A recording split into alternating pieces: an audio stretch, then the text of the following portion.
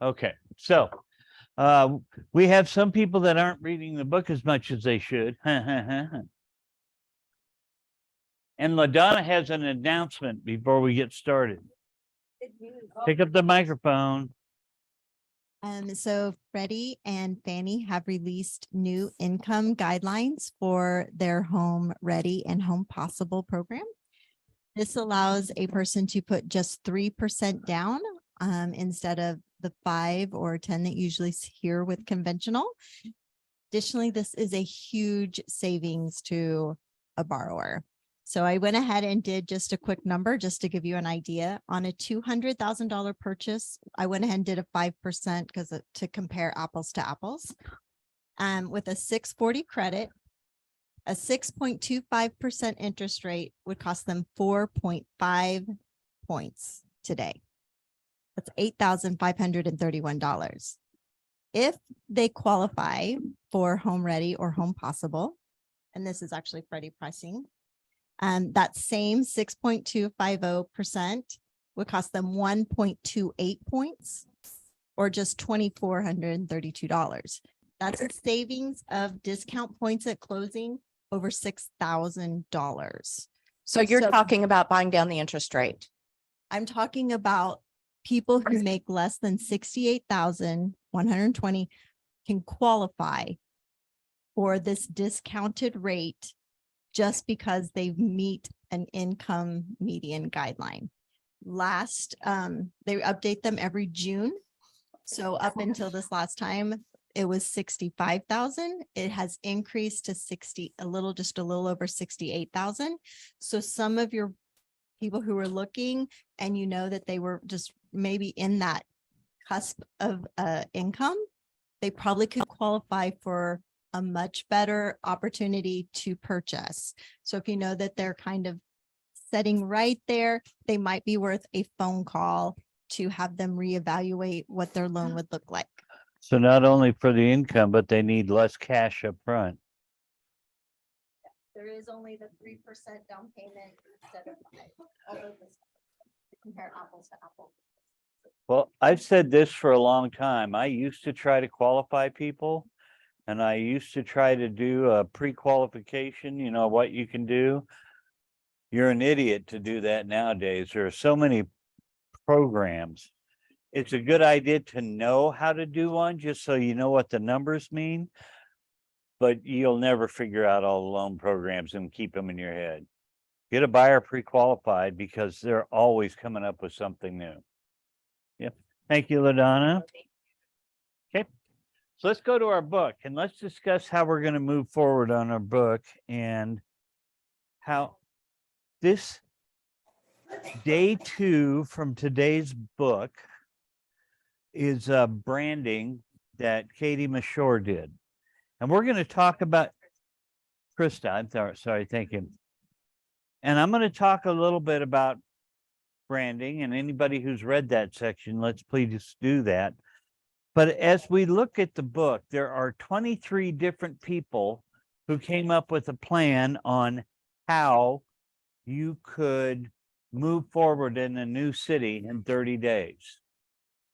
I don't think we want to spend 23 weeks on the book, much less 1 day per week for the next 23 people. So here's what I'm going to propose. I'm going to continue to use Krista as our guideline for this class. I'm going to cover 7 days every week going forward. So at the end of the 4 weeks, I want you guys to each have 3 new clients. 30 days, 4 weeks. Make sense? Now then, I'm going to suggest to you the strongest thing you can do is pick who of the 23 people most fits what you could do or are willing to do to get your 30 people. And at the end, the last couple of pages of each chapter, they have kind of the highlights of that chapter. I'm going to suggest you go through all 23 chapters and read the highlights. Find the person that most fits you, and that's who you'll start following. And then as we come back into class, I'll read, we'll talk about what Krista said, but I'm hoping you'll also bring ideas of what your person said of how to move forward in your 30 days. Does that make sense to everybody, or is that really confusing? Okay. For instance, I read the very last guy, and one of the things he had in his keynotes I thought was brilliant.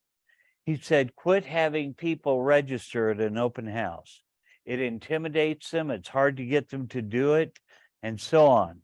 Rather, have a questionnaire at an open house and say, what 3 things do you think was the best? What 3 things did you think needs work? Do you want an email from us? And do you have an agent? So he'd let them wander through the house first and then comment about what they thought about it. And I thought that's a lot easier way to collect any information than trying to have them register up front. It's kind of something to think about.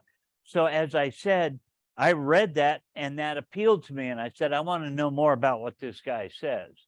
I'm hoping you'll read those highlights of those 23 people and say, this appeals to me. Cheryl, you had something?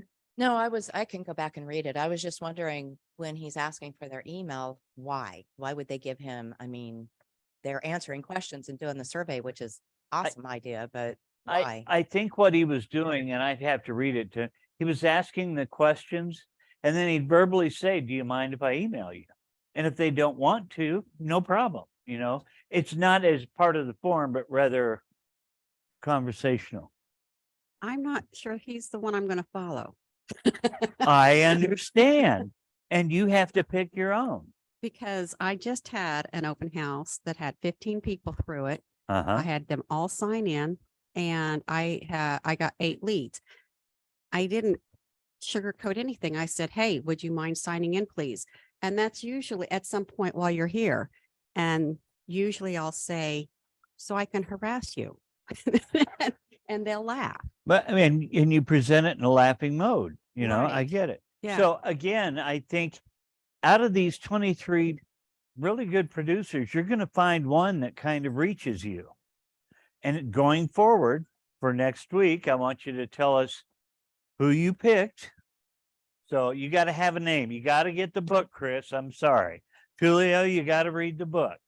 You got to pick out of those 23 who moves you. So next time we get together, we have to have chosen 7 chapters to read. No, well, it's each chapter is one person. That's what I'm saying. Yeah. You're saying, Choose who you're going to have read and then read day 1 through 7 for that person. Okay. And day 7 days for some people will be very long. Some will be very short. Some of them we may have already covered.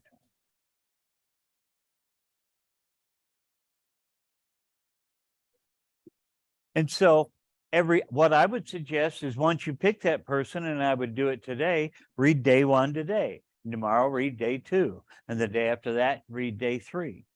But the goal is at the end of the next 4 weeks, you'll have 3 clients because you've kind of followed the plan they laid out for day 1, day 2, day 3, and so on.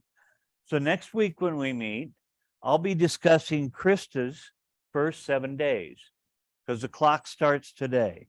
We want 3 clients the next 4 weeks. So today I thought this was a good one to bring us all together and to kind of lay out a plan. And let me check with you guys. This is your book, your class. Does this sound like a good way to go? Does it sound overwhelming? Do you have thoughts or input you want to give now before we set the plan? Cheryl? sorry, I'm just not getting it. It's like, okay, you wanted to get through this book in 4 weeks. Mm-hmm. So that has us doing what, 3 chapters or 3 people, 3 agents a week. No, How are we going to get through all this in 4 weeks? you're not going to read all 4. You're going to pick one person out of the 23. Okay. And that person is who you're going to follow for the 30 days. And Now I then, got it. and then other people will come with the person they're following. I'm going to follow Krista and I will bring her plan. And then we can kind of share the other tidbits that we found and we followed and kind of build on it from everybody. Because I think for all of us to go through each chapter every week with each is going to be overwhelming. And we're going to get confused because guy number 20 might do something different than guy number 2. So let's find out who you're following, share together, and build on that. I'm glad you got it now. So Alina asked how you would know which person to follow. Alina, Greg gave the idea of just going to the last page or two of each person's thing and kind of reading through their snapshots, their highlights of, like the summary of why they did what they did. The other recommendation would be to look up some of these people and see what their business model kind of looks like, and then decide which one most fits the way that you do your business. That would be my recommendation because they all do very different types of business. So I found the last pages of each person, they call it key concepts. And so like Krista has 2 pages of key concept. And it starts with real estate agents or entrepreneurs. Speak your gratitude into your existence, set your goals, abundance on your mind. And if you start reading her key concepts and say, that's the one I like, great. If you go to the next person and say chapter, I don't know what the next chapter is Alicia Collins. I wouldn't read all 30 days. I'd go to the very last of her chapter and read her key concepts. Say, oh, I like her key concepts better than Krista's. So that's who I'm going to follow. Okay. Is that clear? Does anybody else have any questions or comments? I don't think there's any way we can go through all 23 people and make this reasonable. It's not that there's not good learning there. Let's learn what we can, but let's kind of break it up. What did they call those in college study groups? Here's your subject, here's your subject, here's your subject. And then you kind of get together and form a little bit better overall. Okay. Basically what you're thinking is if we find our person that we want Right. to model after, Good and term. Yeah. then share our takeaways. For each week. Yes. And I think Krista is the most detailed and business oriented. So I'm going to use it to kind of build what I talk about here. But I want you guys to come back and say, I read Alicia's and boy, her first week had me doing ABCD and I loved it. And it's already producing X. Okay, let's do that. Some of the things are going to be very repetitive. That's okay. You know, you need to learn to brand yourself. Some of the things are going to be a little more outside the box. And let's see how each person comments. Kim? you might find as you're reading these that a day that they've got planned out, you're like, oh, I'm not willing to do that. Then you just pull from somebody else. I mean, by the time you're done, you have bastardized a 30-day plan that works for your business. Exactly. And some of the things you're going to read, like have a Facebook business page. Well, I think most people in the room have a Facebook business page. That's a day you don't need to worry a lot about, or you need to either read ahead or find somebody else. But there's going to be some repetitive stuff in here. I get that. That's why I don't think we ought to read all 23 people. Okay, so anyway, today Krista talks about, so we got the assignment. Pick your person, read your week, and practice it. You know, like day one of your person, do what they, and then next week come in and let's discuss all of them and get some really good ideas going. Today on day two, we're starting day two for Krista, and she wants to worry about branding. You know, sometimes we think we branded ourselves and sometimes we haven't. She talks about having Colors, that's the first thing. What color? Now, green's easy because we're Better Homes and Gardens. But the Noffert team has a color of blue that they prefer. That has become their branding. Branding isn't just about colors. What about a slogan? Have each of you come up with a slogan for your cards, your website, anything that kind of is who you feel? I know You had Pam something- has. I'm sorry, what? I know Pam has. Pam has? What's your slogan, Pam?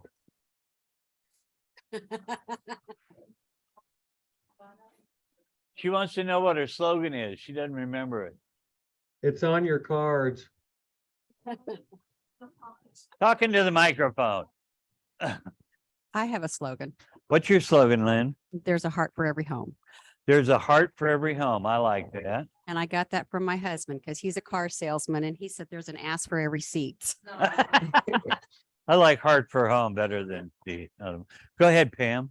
Okay, well, Tracy and I were bouncing the idea because my last name is Ball and I always like put a ball in your court. We but can't hear you. Is it on? It's on. Can you not hear me, Tracy? Now Thank you you. Okay, so we were bouncing around the ideas of what I could do with the last name of Ball. Put a ball in your court. That's basketball, okay, sports. But there was a different slogan, Tracy. You changed it up and I didn't, I'm sorry, I don't have it on my card. We did do a draft card with Devin, but I didn't get it on the new card that I had because there wasn't time. But what, it was for all your real estate needs, keep the ball rolling or something like that? Yeah, it was something cute like that. And for the life of me, I can't remember either. I think it was something like for all your real estate needs, keep the ball rolling. But if anybody has a response to either one of those, I'd be open to hearing because it's not public. Kim? So our entire team uses We've Got Your Back. We sign emails that way. It's all over our website. That has become the catchphrase for our team and is a thing that people identify as. I us. like And that. it's comforting. I mean, for people, that's comforting. If my- you're in the military, you would say, we've got your six. Mine is raising the standard, but it's been that for 25 years. I don't know if I should change. Yeah, raising the standard. Yeah, That's 25 years. yeah. People will recognize that that's it. And so there's, If you switch things up all the time, you lose that brand. Right. and so there's a plus and minus to what you said, Kim. After 25 years, you need to decide if you want to change it or move forward with it. We were once upon a time, and some of you in the room will remember, Realty World. We then became Better Homes and Gardens. We switched our brand. And it was a thought out move that did not just go willy-nilly and switch all the time. We've been Better Homes and Gardens now for about 8 years, and I think we have 2 more years on our contract. So you can switch, but you have to think about it and know how you're going to do it. So there's nothing wrong with reevaluating that and decide if it's still good or not. I love that We've Got Your Back. It's not a play on names or colors or anything else. It's a very solid one. So you have to decide. Anybody else want to share their slogan? Microphone. I have Live Where You Love. Live where you love. I like that. I saw a post on Facebook last week where somebody took a picture of all their backyards and they said, this is what makes my house a home. What makes your house a home? And I wrote my wife. Now that was a good comment, but I don't know that it's a good slogan, if you will. So you have to think about what you're doing. Has anybody got a niche in the market? Have they specialized? Or is everybody pretty much, if it's residential, I'll sell it?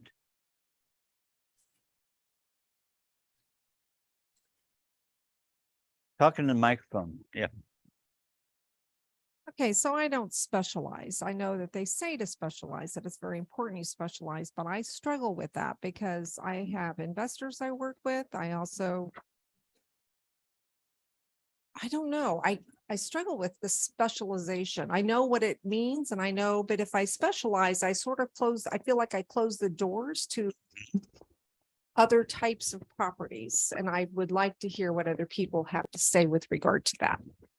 I think whatever you focus to do, it will always just be there, fluent and flowing. Couple examples, Sherry Proctor has been doing a whole lot of new construction. She's kind of moved off some of the commercial stuff to focus on new construction. When you say the name McCurdy, automatically you think of auctions. You can develop a niche. You don't have to exclusively do it. And I agree, Pam does work with some investors that have been good for her, but that's not all she does. I'm kind of like Pam. I can relate to where she's coming from because my niche, if you want to call one, is just resale. I don't do new construction. I don't do commercial. I don't do all of those other things. So if I had a niche, I would just say resale, residential resale. And there's nothing wrong with that. Any other thoughts on developing a niche? Chris, you're uncustomarily quiet today.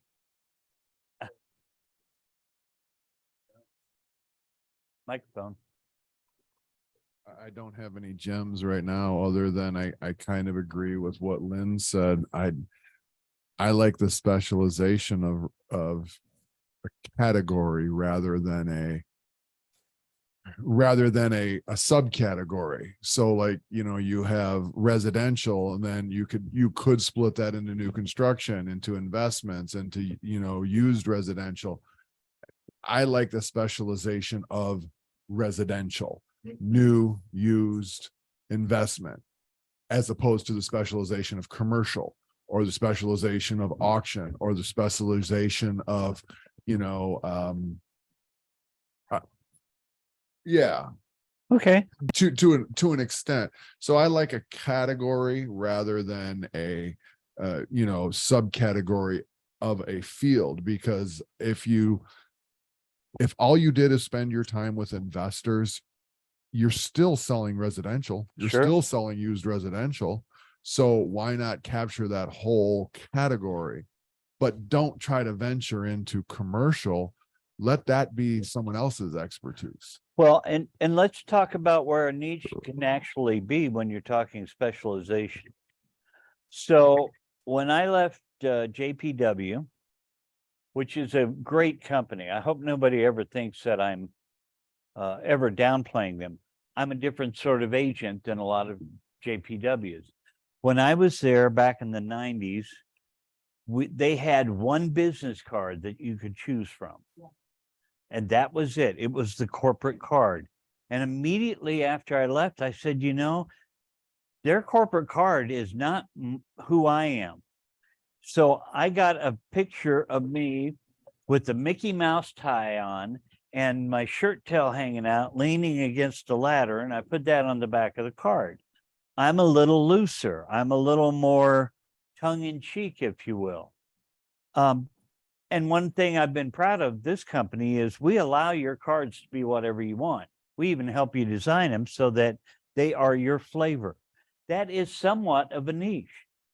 If people wouldn't look at me and think that I'm going to show up in a suit and tie and show them a $600,000 house, I'm going to walk in with these kind of shoes on and my shirt tail might be tucked in, because that's who I am. I want you guys to realize your niche is not just what you're selling. It is who you are. I think that's exactly right. We are our niche. We are the product we are selling. And there's something to be said about being authentic. The older I'm getting, the more vital I'm learning how important it is to just be authentic. So showing up in your Mickey Mouse tie, that's what people are after, is your experience, your knowledge, and your just being authentic.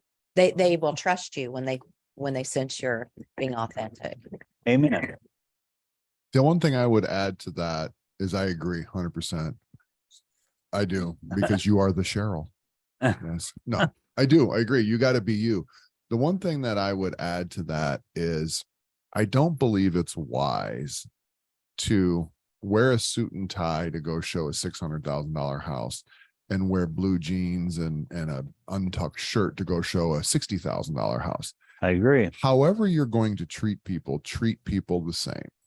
Now, granted, I mean, if you're going to go meet with an engineer and you know they're uptight and you know that that's what they like and you want to make your best impression, sure.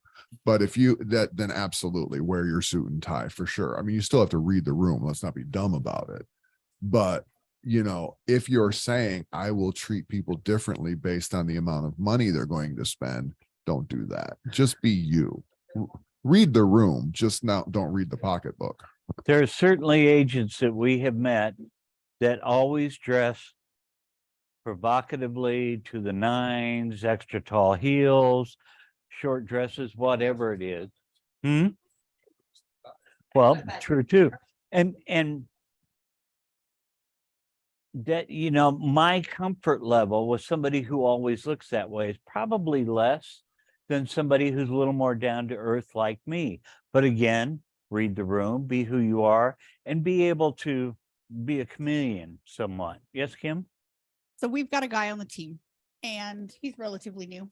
And on the phone, he has the tendency to say, sweet. Okay. So we were reviewing phone calls and I pointed out that on calls, he says, sweet. And he goes, oh, I'm sorry. I'll change that. And I said, absolutely not. That is absolutely who you are.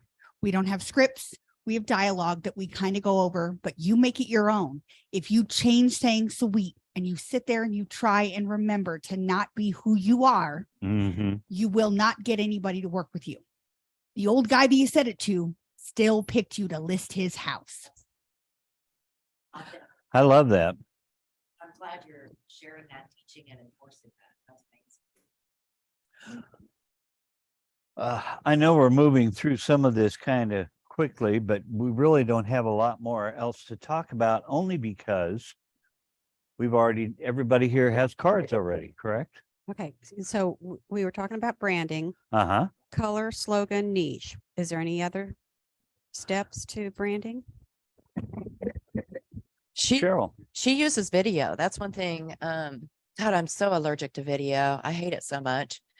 But the way she puts it, like a 1-minute video of whatever it is you're passionate about. So that would also be my niche, which is the rescuing animals was her example. That's mine as well.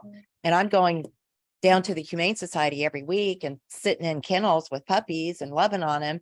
So start taking a video. And even her suggestion of pick a dog of the week to put on my sites, you know, hey, this is Charlie. This week he's looking for a new home.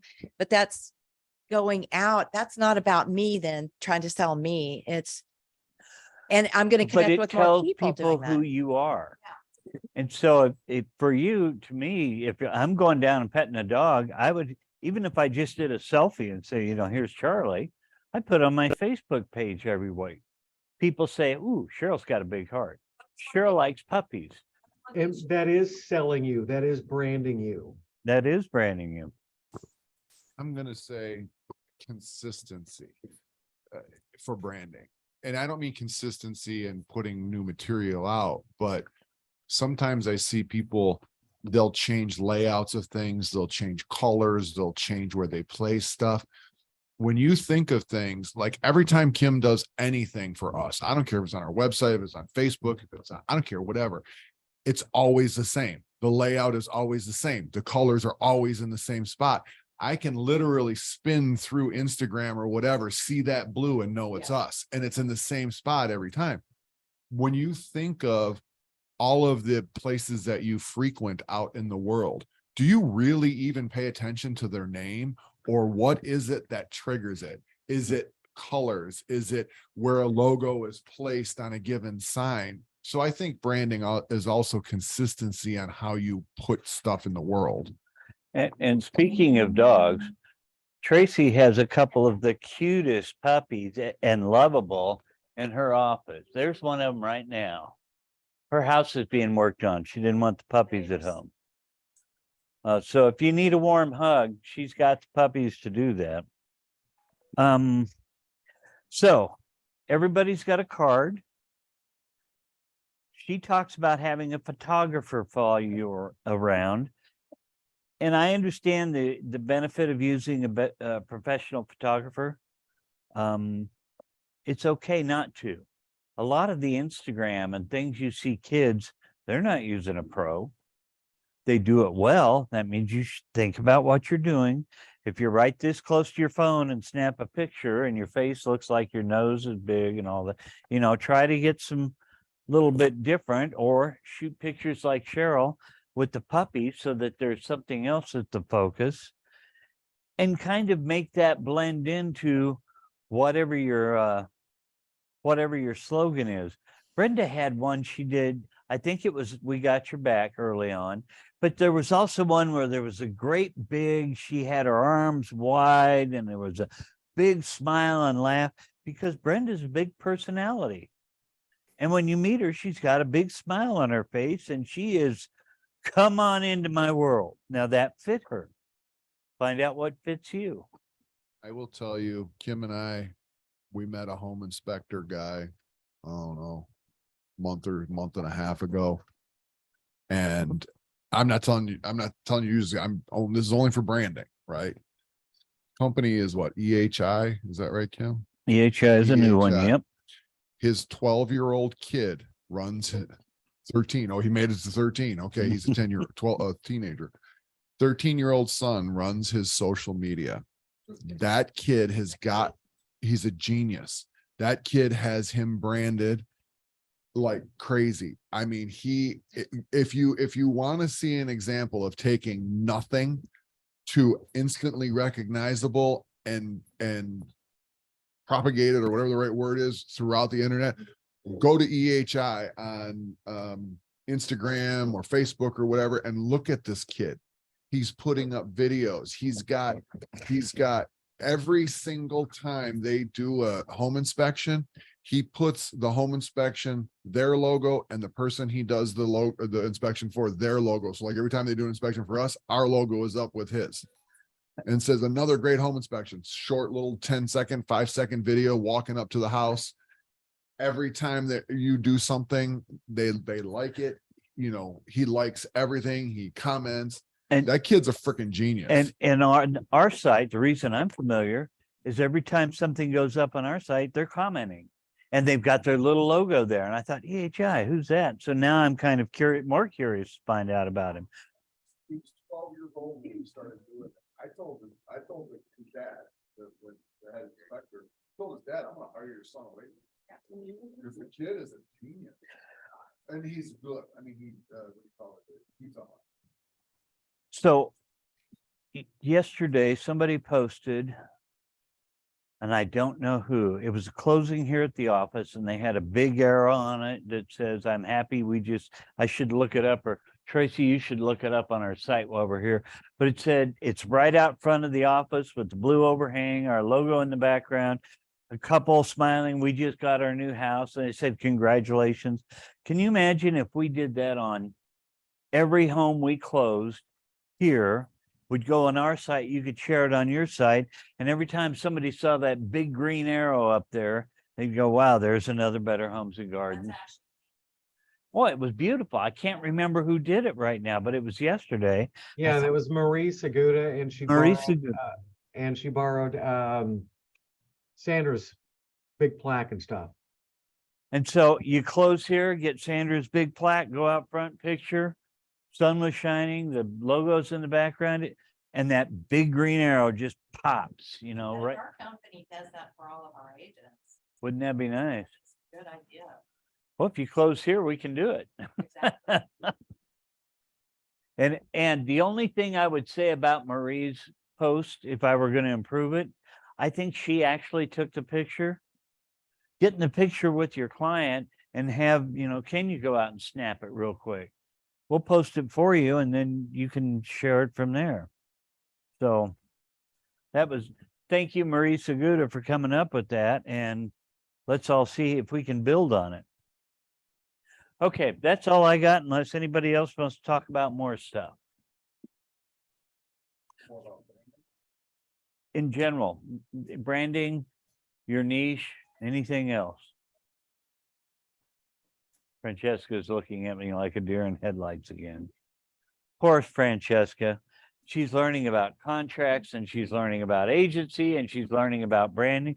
We're throwing it all at her like she jumped in the deep end of the pool. Better swim. You better swim. So your assignment, choose who you're going to follow.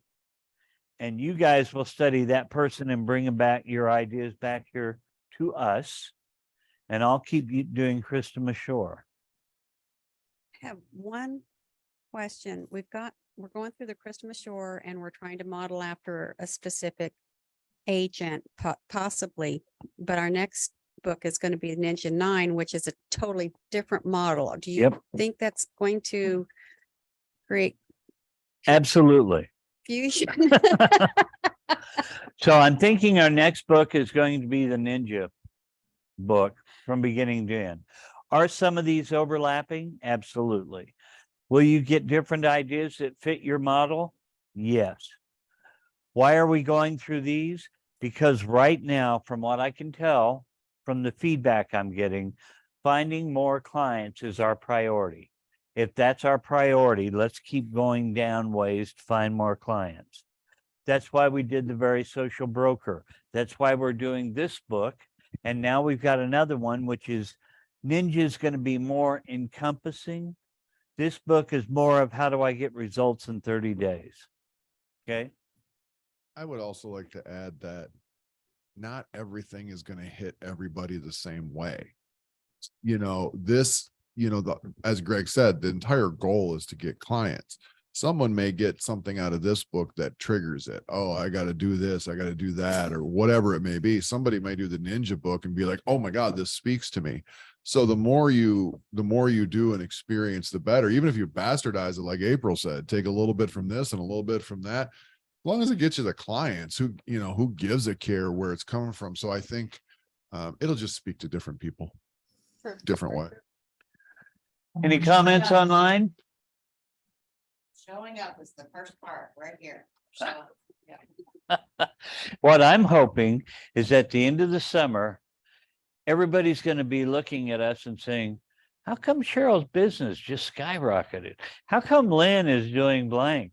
And they'll decide maybe this was a pretty good idea. So that's what we hope. My takeaway from all of this training is when I was doing 35 transactions a year consistently, I was also putting out a huge amount of money to Zillow. And when COVID hit, I thought I can't afford Zillow. And my production actually dropped in half, which is okay. But I realized then that I didn't know the steps to generate leads and prospect because I was getting 90% from Zillow. So that's why I'm really excited about the Ninja group that we have and this training that we have every week. Is it is teaching me how to actually cultivate and generate the leads to get my business back where it was. I think there's a lot of ways to get business in real estate. I have long said, don't shoot me, Chris, buying leads from Zillow can be dangerous because you have to lay out lots of money and you're very dependent on somebody who can raise the prices, lower the prices, decide you're no longer good, or in Zillow's case, become a competing brokerage. And you have to decide if that's where you want to still plant your money. There are ways to generate business, which we're learning now. For me, it was open houses, but that was 20 years ago. What has changed that we have to continue to explore? So as I talked about last week, things change. 5 years ago, you didn't have to run around and show a house first thing in the morning so it wouldn't disappear. We had to adjust with the way we do things. So let's see if there are other ways to get leads short of paying somebody else. Not to say you can't keep doing that, but there are other ways to generate business. Chris? So one thing, just to piggyback on what Lynn was saying, it's a great but hard lesson. I learned that lesson back in the 90s and early 2000s when I was using phone book ads and paying $40,000 a year to go on the phone books. Remember those damn things? Anyway, lesson that we learned and what Kim and I work on every month is we will never have more than 20% of our leads or business being generated by any one given source. If we find that there is a source that is giving us more than 20% of our total business, we keep that the way it is because yay, that's a great generator. But then we figure out why the others aren't and boost those up. Can I back up on that too? I was talking to a coach one time and bragging about all of my business, 90% of my business came from referrals. And I was so proud of that. She said, well, then you're not doing enough of the other stuff. I was like, oh, hang on. That's all right. So, to just join in Lynn's pain, because I was there, that one source dies, whether you decide not to pay it anymore, whether they go out of business, whatever it may be. You can never have everything wrapped up into one thing. That's why, calling people, Zillow, Google, whatever it may be that you're doing, do all of it and keep the circle of influence, open houses. Everything works sometimes. Nothing works all the time. I like that. Nothing works all the time. Okay, so I am going to cut this off, but one more time. Pick who you're going to read. I would suggest you go to the back of each of the 23 chapters, get the key concepts, and then read days 1 through 7 for next week of that person. Okay? All right, I'm going to end the meeting. Thank you, everybody. Elena, are you coming into the office at all? No, I'm in Missouri. Oh, that's right. Okay, I'm going to stop recording. I'll be there tomorrow.